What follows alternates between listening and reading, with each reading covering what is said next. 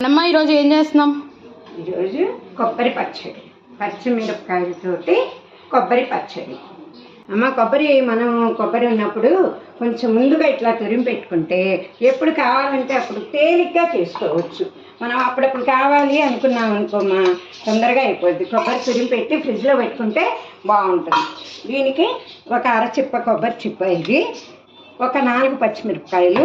మా ఇంట్లో కారం ఎక్కువ తినర్లేమ్మా, కావాలనుకుంటే కారం వేసుకోవచ్చు. ఇది ఒక చిన్నిల్లిపాయ రెబ్బ, ఒక్క రెబ్బ.